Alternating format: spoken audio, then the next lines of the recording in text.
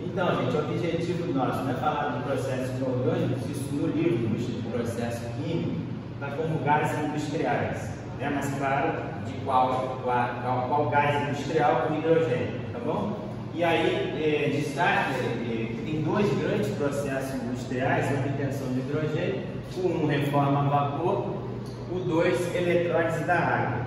Destaque sem leitura aqui que o reforma a vapor é o que tem hoje maior uso industrial, né? Disparado comparado ao eletrólise. Eu escrevi aqui, estou olhando para ver se está correto. A partir do gás natural faz-se duas reações seguidas com vapor d'água. Eu destaquei o vapor d'água, isso dá nome ao processo, que é reforma a vapor. Vapor de quem? Vapor d'água, tá certo?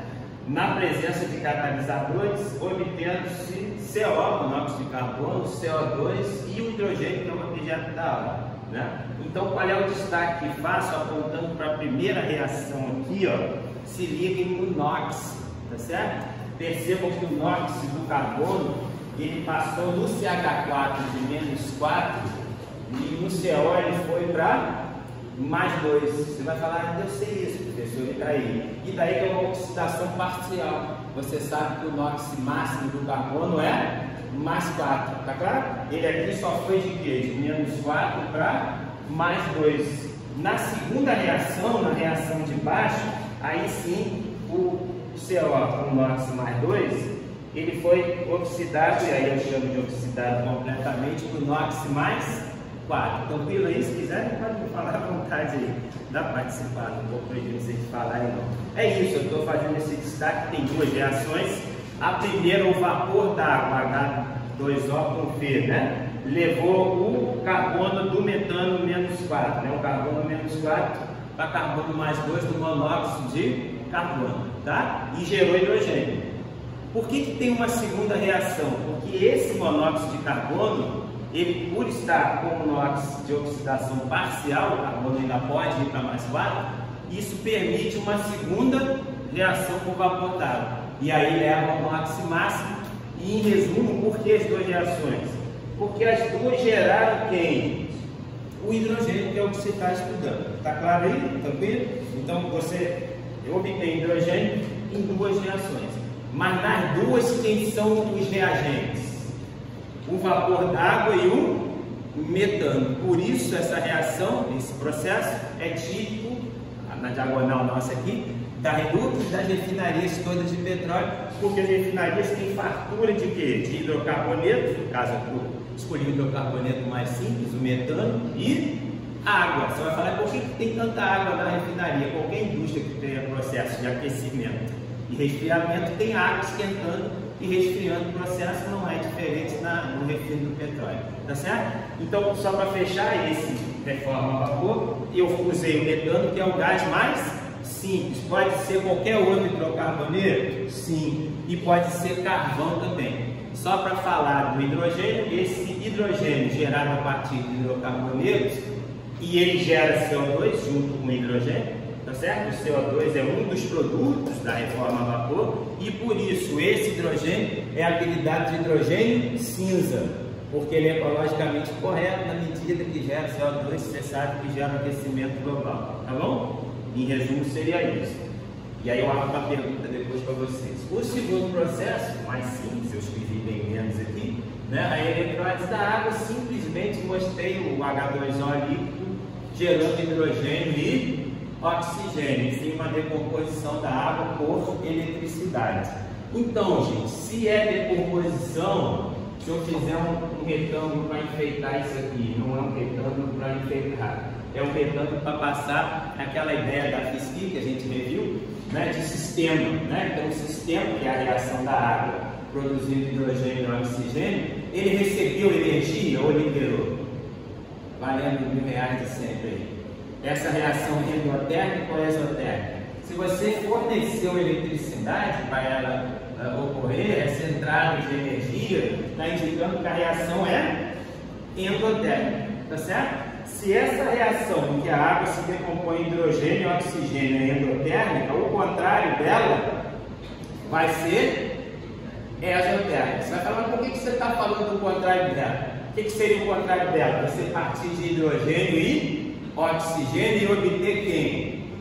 A final da explicação à direita do quadro. E a gente quer falar disso depois, com mais detalhes para você, né? Que a pilha de combustível, ela parte exatamente de quem? De hidrogênio e oxigênio, vai ter uma geração de eletricidade, eu volto já aqui, e essa geração de eletricidade vai ser útil nos motores de carro. Então agora eu vou profetizar? Não. O mundo inteiro está sabendo disso, eu estou avisando a turma 271. Né, que vocês ainda terão um carro com célula a hidrogênio. Gravou minha profecia aí? Lembre-se de mim quando você comprar o seu primeiro carro com célula a hidrogênio. Eu volto nisso aqui. Tá, só para fechar esse papo da eletrólise da água, né? Então eu falei da eletrólise aqui e falei antes da reforma a vapor. Você gravou que são os dois processos para obter hidrogênio. Esse daqui será 80% da indústria ou mais usa isso hoje em 2022. Então, menos de 20% usa eletrólise. Né? Só para dar um fechamento nessa parte. Qual é a vantagem da reforma a vapor? Esse daqui. Ele tem menor preço e por isso é mais usado, simples assim. Qual é a desvantagem? Eu acabei comentando aqui. Ele é gerador de quê? De gás carbônico. E aí eu escrevi como desvantagem no reforma, no quadrinho aqui, eu escrevi o quê? Que libera CO2, então ele é causador do aquecimento global, por liberar o CO2, e por isso esse hidrogênio gerado aqui tem um nome feiozinho de hidrogênio marrom. O hidrogênio verde bonitinho é o que vai ser gerado por eletrólise. Eu escrevi aqui como vantagem.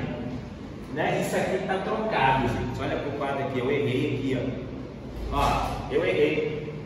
Eu disse que na eletrólise a vantagem é o preço alto? Não, gente, preço alto não é vantagem. Então, destaque que eu troquei aqui, ó, tá? Isso aqui é o que? Só percebi agora quando eu vou explicar. Mas sem problema, você está percebendo. Isso aqui é desvantagem. Então, a desvantagem da eletrólise o quê? O preço alto e o elevado consumo de energia. Quando a gente fala que a eletrólise produz hidrogênio com elevada pureza e por não emitir CO2 é hidrogênio verde, isso seria então uma vantagem. Então está corrigido, está rascunhado aqui, mas está corrigido. Mas o que eu quero que você entenda? Qual é a vantagem da eletrólise? Ela não libera CO2, tá certo? E ela gera um hidrogênio com elevada pureza, claro, isso é, agora está correto? Vantagem. Qual é a desvantagem? O preço elevado e, claro, o grande consumo de eletricidade, tá bom? O reforma está escrito correto. A desvantagem é o preço elevado, a desvantagem é o CO2, né, no aquecimento global aqui, ó, gerado na reforma, claro que isso é desvantagem. A vantagem é ter um preço baixo, até porque a reforma a vapor ocorre a partir do gás natural, do petróleo, do carvão, que vocês sabem, combustíveis fósseis são fartos e por isso baratos, tá bom? Corrigimos aí. Acaba que foi um exercício de correção em cima da hora aí, né? Ficou original. Tá bom. E aqui, ó, a célula combustível, que é o que eu quero que vocês entendam.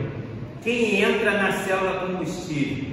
Hidrogênio. Então, se eu inventei a conversa aqui que vai ter carros com motores a célula combustível, então a célula combustível, em resumo, é alguma coisa que gera eletricidade a partir da reação do hidrogênio com O2, que é exatamente o contrário dessa reação. Lembra? Eu falei que quando a água se decompõe na eletrólise em hidrogênio e O2, essa reação é endotérmica. Né? O contrário dessa reação que é endotérmica seria uma reação que, no caso, ela vai liberar energia na forma de eletricidade, vai gerar elétrons com circuito elétrico que vai alimentar o motor do carro. Tranquilo isso? E o que entra nessa, entre aspas, célula combustível? Hidrogênio e oxigênio. O oxigênio vem de onde? Do ar, como qualquer carro com motor a combustão. Né? Qual é a reação que ocorre dentro do pistão e cilindro do carro? O combustível clássico, gasolina, etanol, etc., gás natural, com O2 que entra ar no motor do carro. Vai ser a mesma coisa, esse O2 aqui vai vir do ar. Só que esse carro que vai ter um negócio chamado célula combustível, ele vai ter um mini tanque de hidrogênio. Depois eu envio para vocês células a combustível que, em vez de ter o hidrogênio como combustível, tem etanol. Isso é uma patente da Unicamp e a Nissan, fabricantes, né, de carros, já fez acordo com a Unicamp de produzir carros Nissan com etanol, funcionando o etanol como fonte de hidrogênio, entende? Então o hidrogênio pode ser o hidrogênio direto, que é esse carro com célula a combustível de hidrogênio, teria um tanque de hidrogênio, ia ter que abastecer no tanque que enchesse o tanque de hidrogênio, né? Ele ter feito naturalmente, mas você pode ter o fornecedor de hidrogênio ser um composto de hidrogênio, e isso é o exemplo brasileiro da Unicamp, o próprio etanol, claro, um composto de hidrogênio, mas eu falo depois. Entendendo esse desenho que o quadro deu aqui, ó, o que acontece no anodo? O que você sabe da nossa revisão de conhecimento de vocês de física? Que no anodo os elétrons são liberados, no anodo ocorre oxidação, tá certo? E aí foi liberado 4 elétrons, em que reação? Ó? Na reação do H2 com 4OH-. Você vai falar que 4OH- é esse? Da água. Tá? Você tem água aí em algum momento, em algum lugar da pilha, para ter um meio aquoso. Enfim, 2H2 com 4OH- forma 4H2O. O que importa desse lado? Liberou 4 elétrons. E se liberou elétrons, é anodo, está ocorrendo oxidação por definição. Esses elétrons é que vão alimentar os circuitos elétricos e o próprio motor do carro. Tranquilo? E do outro lado, o que você sabe? Que no cátodo vão chegar elétrons. E aí você vai ter a reação, estou consertando aqui que está apagada, ó. Você vai ter o O2 mais 2H2O, né? Mais 4 elétrons formando 4OH-. Resumindo, gerou-se uma corrente elétrica, em que o que chega nessa coisa chamada célula combustível é hidrogênio, o tanque de hidrogênio desse carro, e oxigênio do ar. O que faltou eu falar e iniciar essa aula? O grande segredo, o mundo inteiro está pesquisando isso aqui. Olha só esse desenho do meio. Entre o anodo e o cátodo, o que eu quis dizer com esse pontilhado? E várias vezes eu escrevi H+. Eu quis dizer que esse H+, que é gerado aqui, ele vai do anodo para o cátodo, passando por uma coisa que a gente abrevia PEN, que é N, que é o polímero, é uma membrana de polímero eletrólito, né? Em inglês de polímero, electrolyte membrane, né? Que abrevia o PEN. Essa membrana, que é polimérica, ela tem que ter a capacidade de não permitir nenhuma condução elétrica, porque os elétrons têm que passar no circuito externo para alimentar o motor do carro, e tem que ela ser seletiva, permitir a passagem de quê?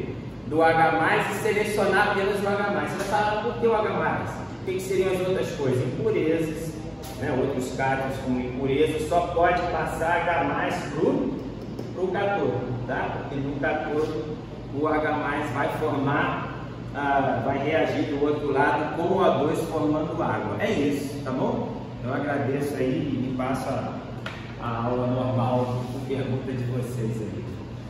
É isso.